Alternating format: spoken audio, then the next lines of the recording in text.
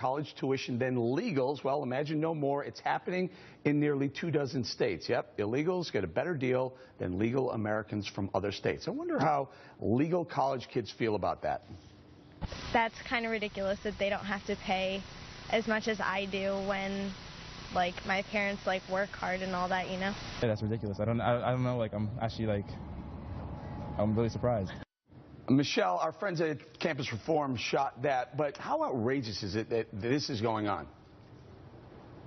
I mean, these are the programs that basically encourage people to come here illegally because they know that if they come here, not only will they be treated great, but they'll be treated better than American citizens. How is it fair that my family came here the right way from Honduras? And if I were to go to college right now out of state, that I would have to pay more than someone who broke the law. What we need to realize is every dollar that's going to an illegal is a dollar that's not going to help our own, okay? It's not noble to help out a stranger when your own people are drowning. We have people who are, living in poverty. 1 in 3 children are living in poverty. We have college students who are knee deep in debt. These are the people that we should be helping, not illegals. John, your thoughts on this one? You may have an interesting take that people might not expect. Go ahead.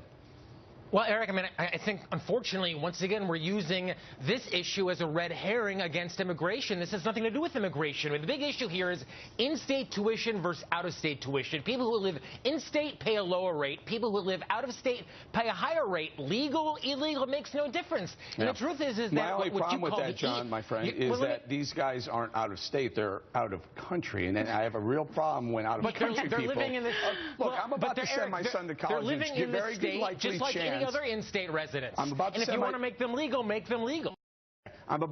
Lisa, I'm about to send my son to college, and there's a very good chance it's going to be out of state, and he's going to pay an out-of-state tuition rate, and he's going to be competing with illegals who are getting a cheaper rate. That makes me crazy.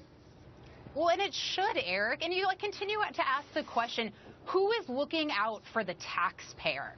You know, and the problem with this is that we're practically begging illegal immigrants to come to the United States. You know, we're essentially subsidizing illegal immigrants' education, and we're rolling out the red carpet for illegal immigrants and then sticking taxpayers with the bill, and it's wrong. Jess? Well, what about the fact that there are over 800,000 kids who stand to benefit from the DREAM Act? Economists predict, right, that they're going to contribute between $1.4 and $3.6 trillion to the economy over their careers. What about that for the taxpayer? Also, these are not all border jumpers who did this on their own. A lot of these people came here when they had no choice. Their parents brought them. Their parents may have broken the law, but they didn't. I think we need to look at states like California that has a policy. What about the issue of fairness? There is an issue of fairness. This is not fair. Hold on, guys. Well, let me get Wayne in here. Wayne, there are 5 states in the union that not only will give illegals in-state tuition, they'll give them financial aid on top of it.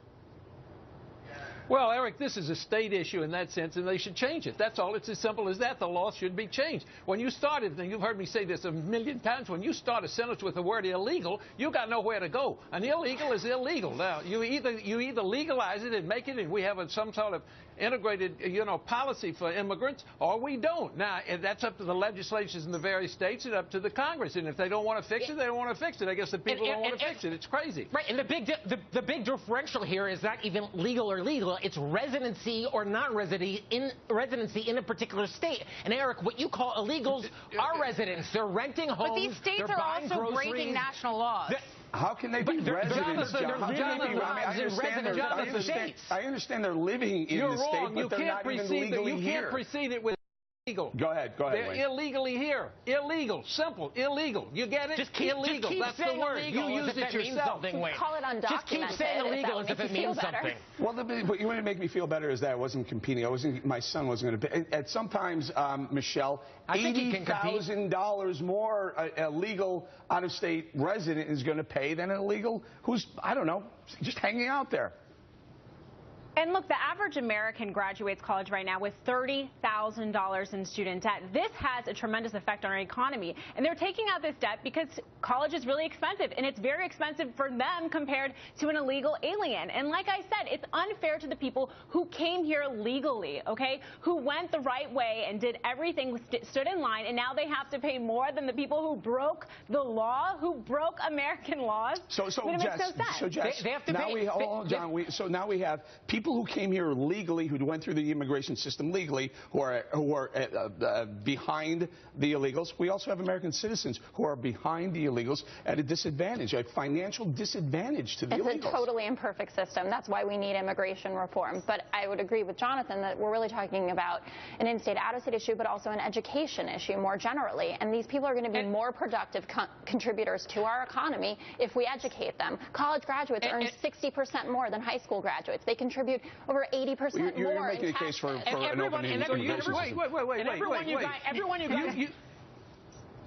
You want to justify the law? You want to justify illegal with economics? Well, let's just have everybody rob banks. That's good for the system too. I mean, what are you, nuts? Everyone you want to besmirch as jumping in line, as being illegal. Believe me, I'm not besmirching it.